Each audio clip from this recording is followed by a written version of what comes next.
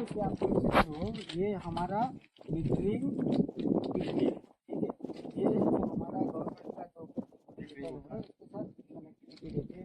Metering only for metering purpose के लिए देते हैं। उसका कोई प्रोटेक्शन, ये प्रोटेक्शन के लिए हो गई और ये वाली हो गई सर ये भी सिटी। हाँ, सिटी में आप देख सकते हो। उसमें सिटी में जनरली क्या है, जब आप घर की डायरेक्शन को चेंज करना है तो ये आपको हमेशा, जब आप कोई भी सबस्टेशन में जाओगे तो P1 जो है हमेशा टूवर्ड ट्रांसमिशन लाइन की ओर जब इनकमिंग, और P2 जो है ना वो रिसीविंग एंड पे होता है, तब आपका फ्लो ऑफ करंट जो है ना सेकेंडरी में S2 से S1 होगा। जब हमारा जब शाम के टाइम पे इम्पोर्ट होगा, इम्पोर्ट होगा, हम लेंगे गवर्नमेंट से पावर लेंगे, उस टाइम पे हमारा डायरेक्शन P1 से P2 होगा, तो हमारा रिवर्स डायरेक्शन में S1 से S2 S2 से S1। जब हम एक्सपोर्ट करेंगे उस टाइम पे हमारा डायरेक्शन नॉर्मल डायरेक्शन हम लोग P2 से P1 जाते हैं, तो अब हमारा S1 से S2 जाएगा। ठीक है, ये हमारी मीटरिंग के लिए सीटी होगी। हर फेज में एक एक सीटी है, रेड येलो एवरी फेज और मीटरिंग। अभी लाइन आइसोलेटर, ये हमारा डबल ब्रेक आइसोलेटर के बहुत टाइप्स आपने पढ़े होंगे, इसमें से ये एक है डबल ब्रेक आइसोलेटर। इसे हम डबल ब्रेक कैसे कह सकते हैं, हम ये कैसे आइडेंटिफाई करेंगे, ये सिंगल ब्रेक है या डबल ब्रेक है? That is very good question, because आपका आप बीच में देख रहे हो, बीच में जो है एक ये जो है ना, बीच से हम लोग दोनों साइड मूव करते हैं। सिंगल साइड में आपको एक सिंगल साइड से ही होगा, तब ये दोनों साइड को ये करते हैं कवर कर, ठीक है। और आप उसमें देख सकते हो अर्थिंग जो है ना विथ अर्थ है, तो ये एक साइड को जब हम कोई शटडाउन लेते हैं, लाइन का शटडाउन हुआ, तो उस टाइम पे वो हमारा पर्पज रहता है लाइन को अर्थ करने के लिए। ये अभी जैसे लाइन सर ये ओपन है हमारी, तो हमारा ये हम सर ये अर्थ को लगा दें, अर्थ रॉड को कनेक्ट कर देंगे, जैसे कि अभी हो रखी है, तो हमारा इसका मैकेनिज्म ऐसा है कि किसी भी पोजीशन में हमारी लाइन कनेक्ट नहीं हो सकती। इंटरलॉकिंग है इसमें, अरेंजमेंट इसका इंटरलॉकिंग अरेंजमेंट दिया हुआ है, ठीक है। बहुत बढ़िया, ठीक है सर। ये नेक्स्ट हमारा क्या सेगमेंट है, हाँ, ये जो हमारा सीटी है, ये प्रोटेक्शन के लिए यूज किया है। जनरली इसमें 5 कोड यूज किया है, ठीक है ना, और इसका रेटिंग है 800/1, ठीक है। प्रोटेक्शन मतलब सिटी में अलग अलग टाइप के कोर हैं, जैसे डिफरेंशियल डिस्टेंस प्रोटेक्शन, जब आप लाइन में यूज करते हो तो डिफरेंशियल यूज कोर यूज कर सकते हो, उसका क्लास PS टाइप का क्लास यूज कर सकते हो। उसके बाद आप मीटरिंग के लिए तो उसमें 0.2 0.2s कोर यूज कर सकते हो। 5 फीट 10 5 फीट 20 ये प्रोटेक्शन कोर के लिए यूज होता है। एक बस बार प्रोटेक्शन के लिए जो यूज होता है CS क्लास का रहता है। तो टोटल सर इसमें 5 कोर हैं, हाँ, और 5 कोर डिफरेंट यूज के लिए यूज की गई है, राइट। अच्छा, एक सवाल और मेरा है जय सर आपसे, कि जैसे अभी हमारे ये इक्विपमेंट जो लगे रहते हैं बेसिकली स्विच यार्ड में, सीटी और पीटी में हमारे स्टूडेंट्स, हमारे जो नए फ्रेशर्स इंजीनियर होते हैं, उन्हें बहुत ज्यादा कंफ्यूजन रहता है। तो ऐसे कैसे वो सीटी को पीटी बोलते, पीटी को सीटी, तो कुछ ऐसा आइडेंटिफिकेशन बताइए जिसे कोई दूर से ही देख के समझ जाए कि ये सीटी है या पीटी है। बिल्कुल, बहुत अच्छा क्वेश्चन है। आप देख सकते हो पीटी में सीटी जो है उसमें आप इन हो गए और आउट हो गए, जबकि पीटी जो है ना पैरेलली रहता है। तो आप देख सकते हो वहाँ पे नॉर्मली एक पे ही आया और वहीं पे आउट हुआ। ये एक बेस्ट सिंबल है, ठीक है ना, पहचान करने के लिए।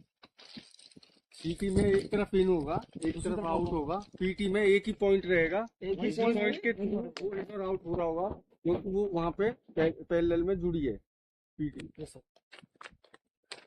थैंक यू, ये आपने एक पॉइंट क्लियर किया स्टूडेंट्स के लिए, तो अच्छा लगा।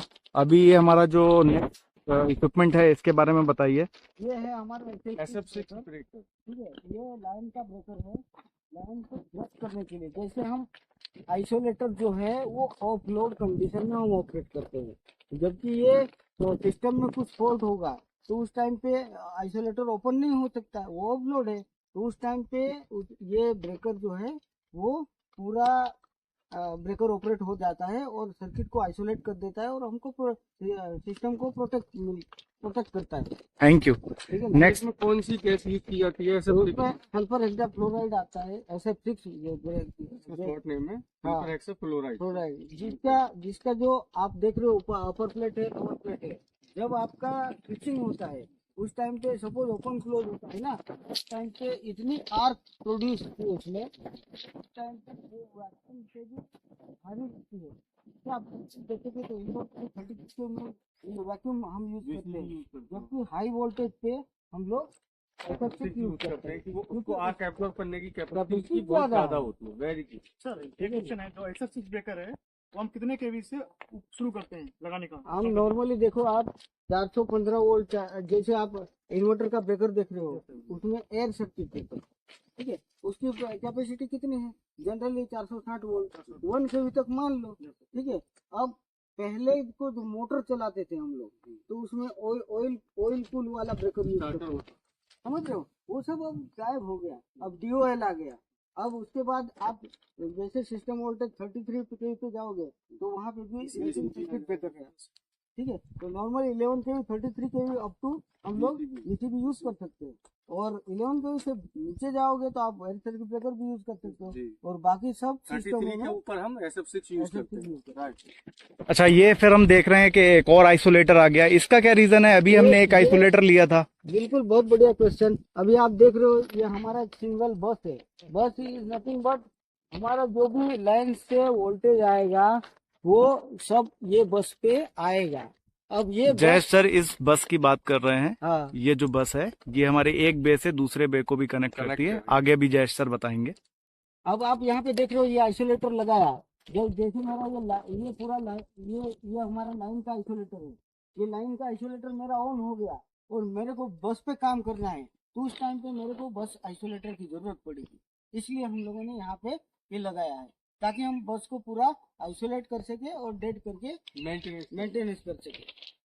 तो जनरली यहाँ पे एक ही है। नॉर्मली क्या होता है, 2 बस किया जाता है, एक ट्रांसफर बस भी रहती है, तो ताकि क्या होता है कि एक हम पूरा लोड एक दूसरे बस पे ऊपर ट्रांसफर कर सकते हैं और दूसरे उस पे काम कर सकते हैं जी, ठीक है ना। बट यहाँ पे आप सिंगल है, ठीक है। अब आगे भी आप दोनों साइड पे आप देख सकते हो, दोनों साइड में आप स्विच जी, दोनों साइड में, लाइन साइड में भी और ट्रांसफार्मर साइड में भी आपको ब्रेकर। ये वाला आइसोलेटर भी हमारा डबल अर्थ आइसोलेटर है। डबल अर्थ यूज किया गया है, उस वाले में सिंगल जी अर्थ, जी, जो लाइन साइड में सिंगल, लाइन यहाँ साइड। की बस को बस में बांट रहा है, डिवाइड कर रहा है। अच्छा हम देख रहे हैं यहाँ पे साथ ही साथ एक और भी बे बनी हुई है, तो इस बे को हमने क्यों बनाया है, इसका पर्पस क्या है? ये जनरली आप देख सकते हो यहाँ पे 2 ट्रांसफार्मर है जी 2 ट्रांसफार्मर। सपोज मेरी लाइन तो एक बस पे चार्ज हो गई, जी, पूरी चार्ज हो गई, बट उसको कनेक्टिविटी दूसरे ट्रांसफार्मर को कैसे देंगे?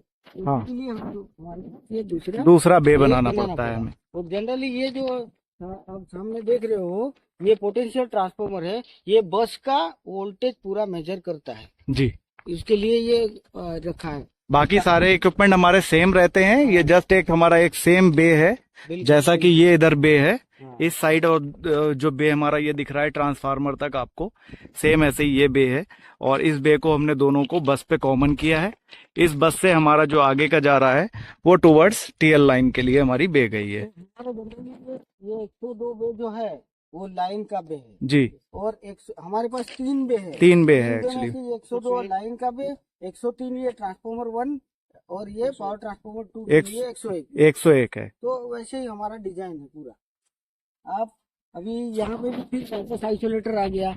आइसोलेटर से पहले हमारे बीच में एक और ये PI है, पोस्ट इंसुलेटर हाँ, है। तो इसका क्या रीजन होता है, इसे क्यों लगाते हैं? उसका सपोज हम ये नहीं लगाते जी तो केबल हम लोग सीधा लेते हैं, जी, इसमें क्या होता है कि केबल सैग ज्यादा आ जाता है जी, या हम सेक नहीं करेंगे, टाइट करेंगे तो जी, उसके ऊपर लैंप है उसके ऊपर दबाव आ जाएगा जी, और ये सब रीजन है, इसलिए हम लोग इसलिए इसको PI लिया है, सपोर्ट के लिए सपोर्ट के लिए ही यूज किया जाता है। तो equipment is nothing just for support.